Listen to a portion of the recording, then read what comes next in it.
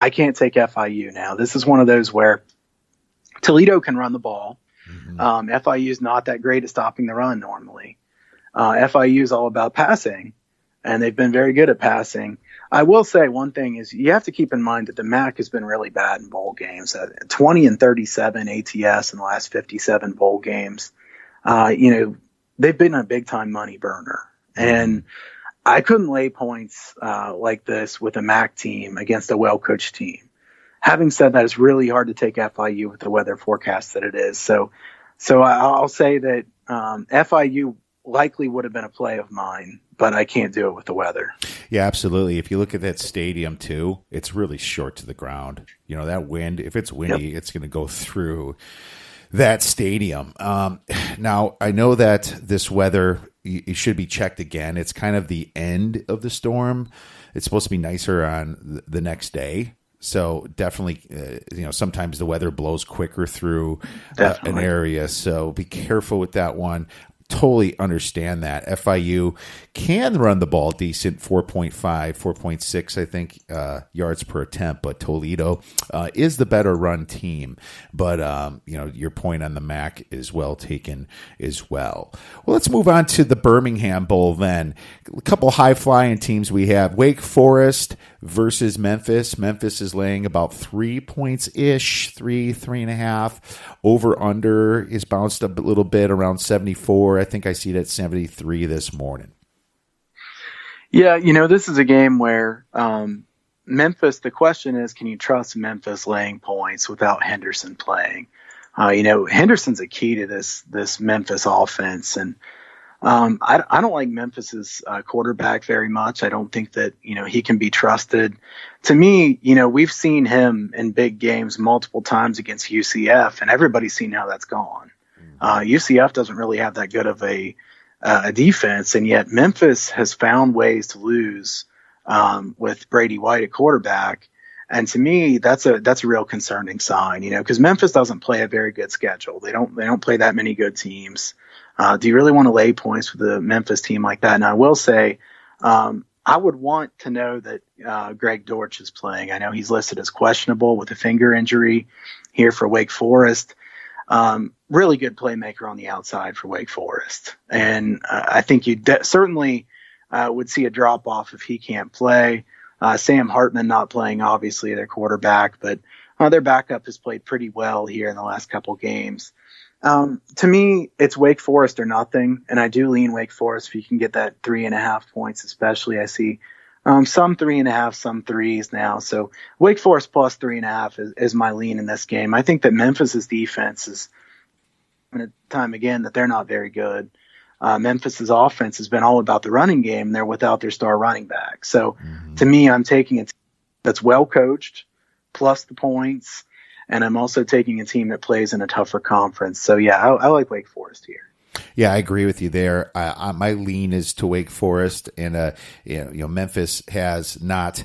They have not showed up in their big games. Let's just face it. I actually thought they were better last year with, was it Ferguson at quarterback, I believe? Yeah, Ferguson. Yeah, he was better in my opinion, and they played UCF better last year, and UCF, even with their backup quarterbacks, able to beat Memphis. Both these teams are pretty inconsistent. You have a high total here because of the speed that Wake Forest plays. Memphis plays fast when it comes to the situation that it's close. So if I have a lean, it might be a little bit towards the over, but like you said, Wake Forest, they're kind of inconsistent themselves with the backup QB. Probably not a big play at all if I decide to go with either Wake Forest or the over. Let's move into another MAC bowl game here. We have the Dollar General Bowl, Buffalo versus Troy. Troy is getting 2 points. It was a little higher. I think it was 3.5 before. Over under is at 49.5.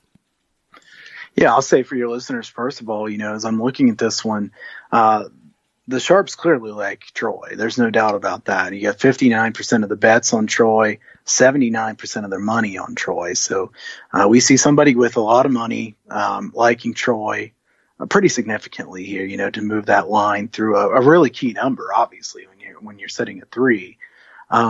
you can move the line pretty easily through dead numbers, but if you move it off 3, it's a clear indication of something going on. So the Sharps like Troy. The Sharps also like the under a lot.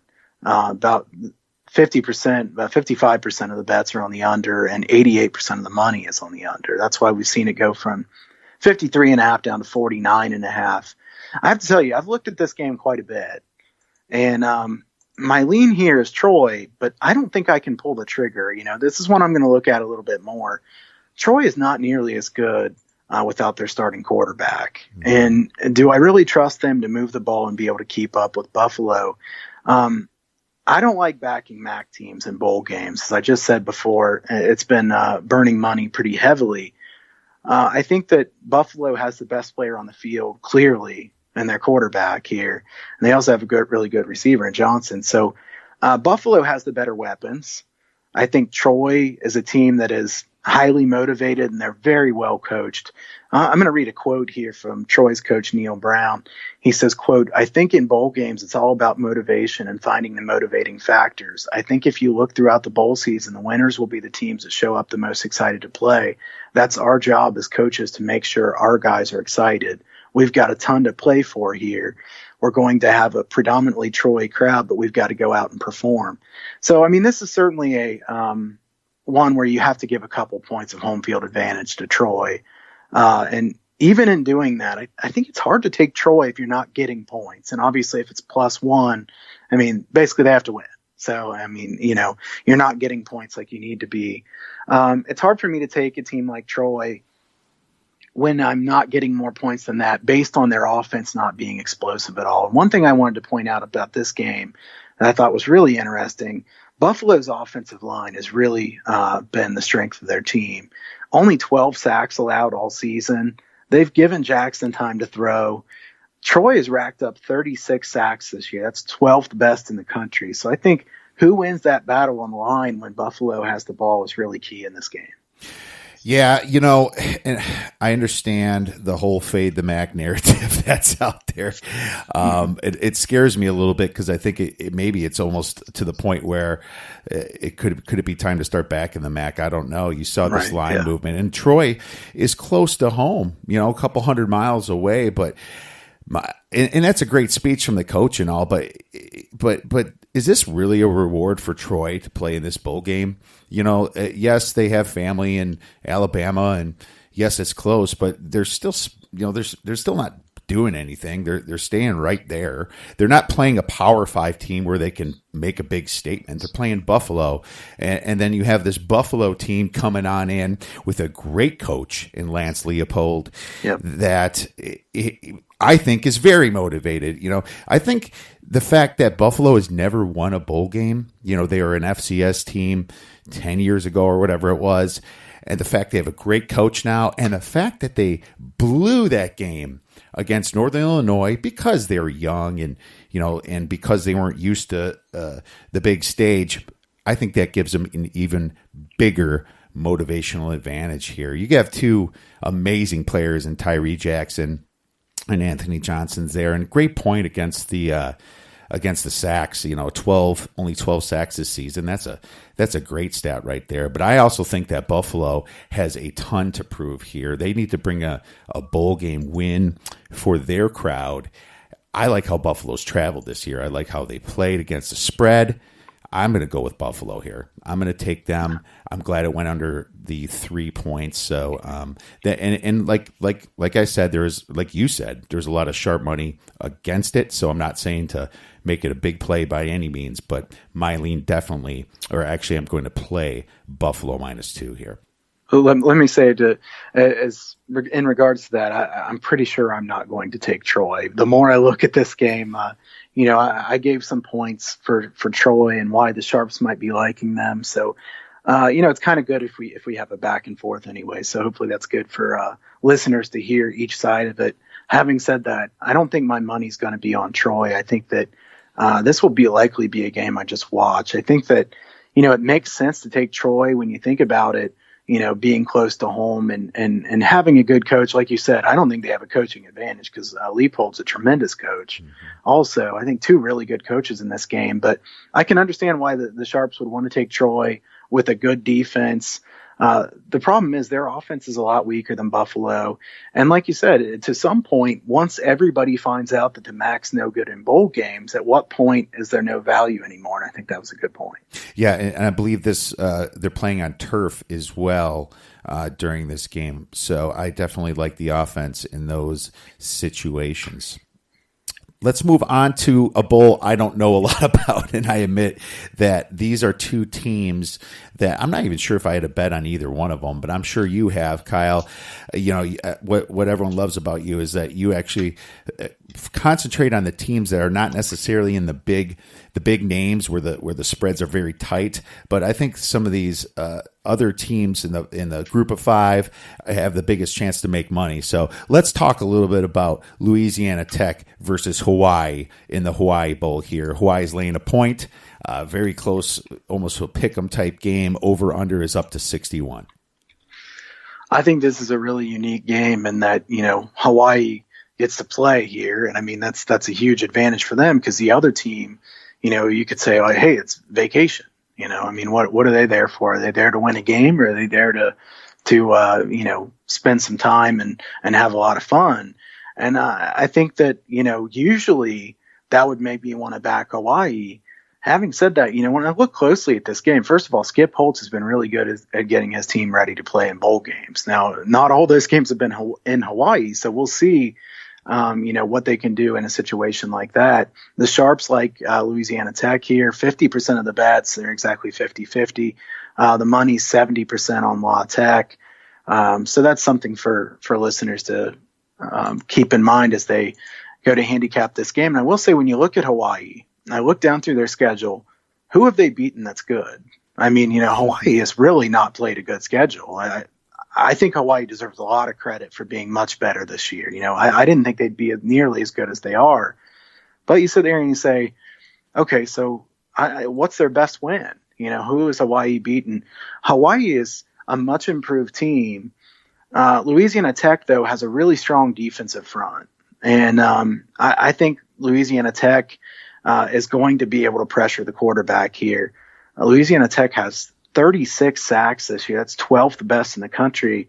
What about Hawaii's offensive line? How many sacks have they given up? 37. That's 117th in the country. So look for Louisiana Tech to get a lot of pressure on the quarterback here.